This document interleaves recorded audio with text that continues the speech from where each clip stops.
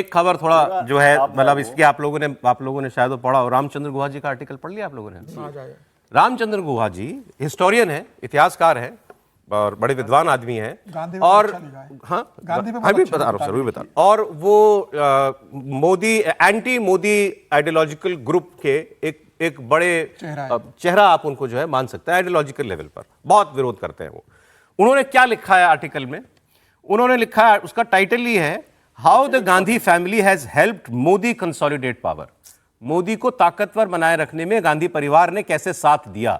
उन्होंने तो शब्द इस्तेमाल किया अकम्प्लिस है, विलिंग और अनविलिंग अलग बात है, ये अकम्प्लिस है मोदी को बनाए रखने में।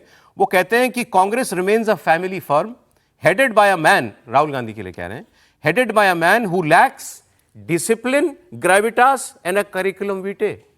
इनमें गंभीरता नहीं है, इनके अंदर डिसिप्लिन नहीं है और करिकुलम विटे नहीं है। वो कह रहे हैं, इन्होंने पूछा एक बार, राम जेठमलानी ने कहा था कि राहुल गांधी ने कभी कोई नौकरी की है तो मुझे बताए। रामचंद्र गुहा ने एग्जैक्टली वो बात कही है कि कभी इन्होंने जीवन में कोई नौकरी की है तो बताया जाए।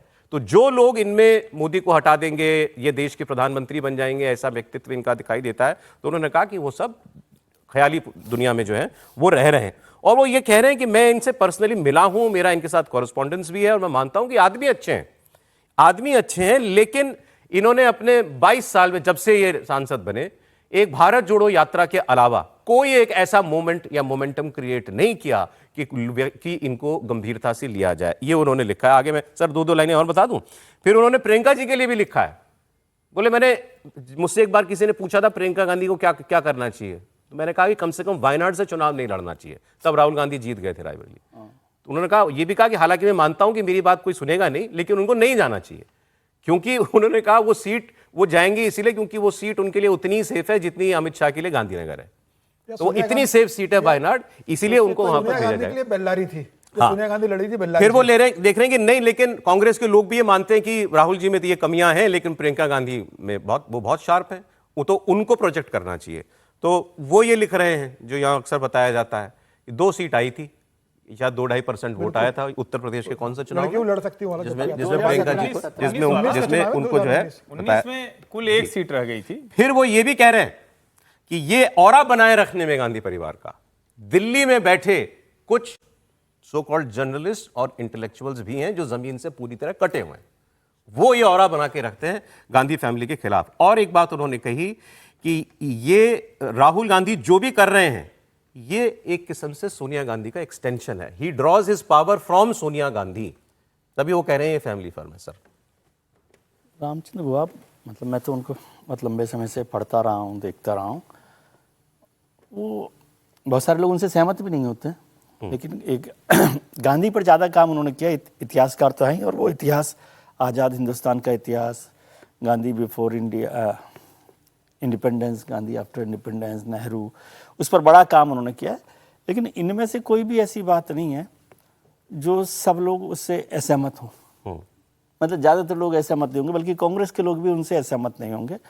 और रामचंद्र गुहा ने ये बात कही है, तो ये बात उनको राहुल जी के लिए कही है मेरे ख्याल से।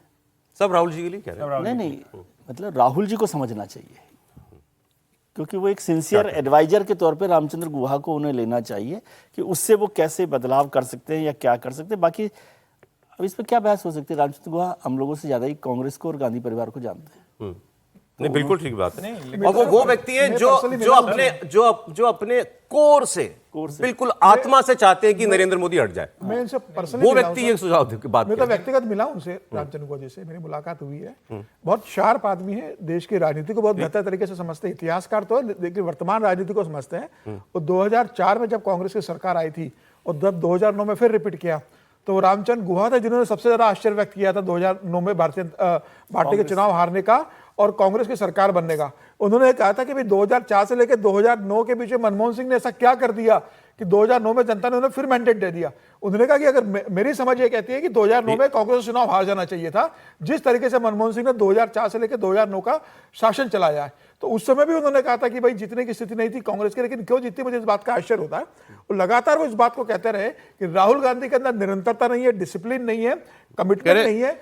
और परिस्थितियों को वो समझने कह रहे की हैं ताकत गिमिक्री रही है। गिमिक्री करते हैं, तालाब में कूद जाने से, किचन में शेफ बन जाने से। बोले ये गिमिक्री है, इससे कुछ नहीं होता। और उन्होंने एक जगह ये भी कहा है कि हाँ, कि अब जब ये मुद्दे उठाते भी हैं, जैसे वोट चोरी का मुद्दा उठाया और उसके बाद ये यूरोप या लैटिन अमेरिका चले गए, मुद्दा खो दिया। एक जगह इन्होंने और इंटरेस्टिंग बात कही है। इन्होंने कहा कि जानते हुए कि इसका नुकसान होगा, इन्होंने चौकीदार चोर है का नारा लगवाया सबसे, और उसका इनको नुकसान हुआ। मोदी को गाली देने की बजाय मोदी के कामों की कमी अगर ये निकालने में मेहनत करें तो उसका फायदा हो सकता है। शशि थरूर साहब जो हैं, सांसद हैं कांग्रेस के, उन्होंने शायद इस पर एक रिएक्शन दिया है, देख लेते हैं। सर, रामचंद्र गुहा ने आज एक आर्टिकल लिखा है, उन्होंने कहा है कि कांग्रेस को राहुल गांधी में वोट नहीं देखनी चाहिए, he is too immature for politics. देखिए, anyone can express their opinions. Ask them about their opinions. I'm not here to give my opinion on other people's opinions. Okay? कह रहे हैं भाई हर किसी की ओपिनियन है। अब ये भी कम पे ही रुक गए। उनको, मुझे तो उम्मीद थी खूब ठोक के जवाब देंगे रामचंद्र गुहा को, लेकिन उतना गए नहीं। क्या राहुल गांधी ने अर्जित किया है, और कोई भी किसी कुल में, किसी वंश में, किसी परंपरा में, किसी विरासत में ऐसा अद्भुत व्यक्ति तो पैदा ही नहीं हुआ होगा। जो सब कहते थे नेहरूवियन, उनमें से कोई आज राहुलियन कहने को तैयार नहीं है।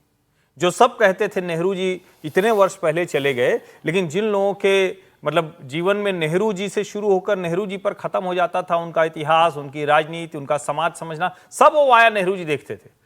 और ये तो सब अंग्रेजीदा लोग उसी तरह से हैं, जैसे नेहरू जी थे तो राहुल जी भी तो अंग्रेजीदा हैं, लेकिन इनमें से कोई इनको स्वीकार करने को तैयार। रामचंद्र गुहा जी अभी जो कह रहे हैं, बड़े व्यक्ति हैं, अभी जो कह रहे हैं, उनकी बहुत सी चीज़ों पे बहुत घोर ऐतराज है, क्योंकि वो हिंदू विरोधी बात अधिकांश करते हैं, इसलिए वो अलग बात है, उस पर चर्चा नहीं करूंगा।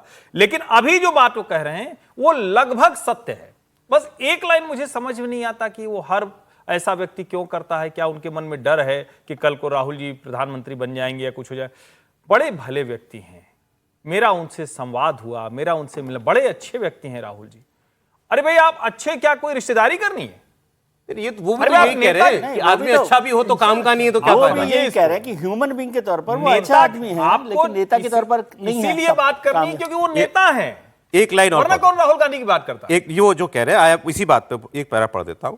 आई हैव, ये गुहा जी लिख रहे हैं, I have met and corresponded with Rahul Gandhi and know him to be a decent human being. जो बात आप कह रहे हैं, ठीक है।